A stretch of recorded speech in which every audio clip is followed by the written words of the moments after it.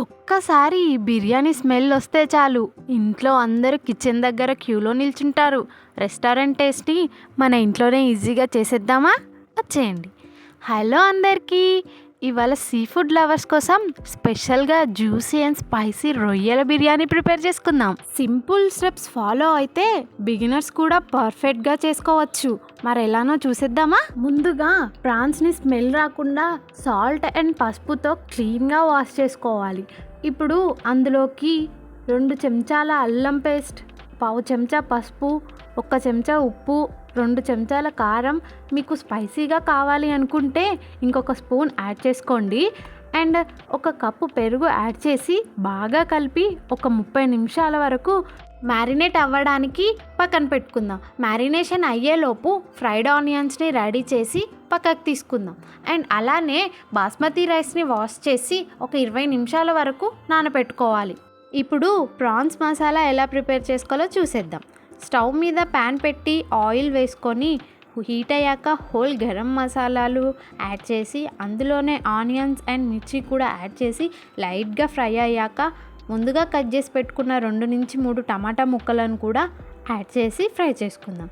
ఇప్పుడు పావు చెంచా పసుపు, పావు చెంచా ఉప్పు మీ టేస్ట్కి సరిపోయేటట్టు అడ్జస్ట్ చేసుకొని వేసుకోండి. అండ్ అందులోనే పుదీనా, కొత్తిమీర కూడా యాడ్ చేసి మిక్స్ చేసుకుందాం.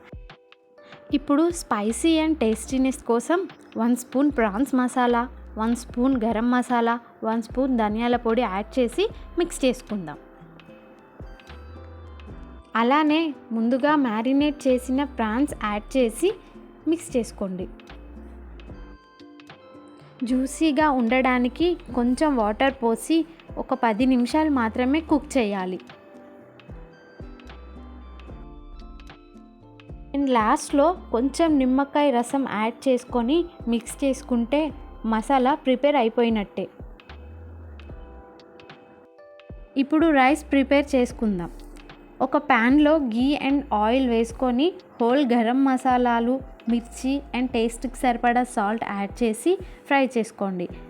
ఫ్రై అయ్యాక వాటర్ యాడ్ చేసుకోవాలి.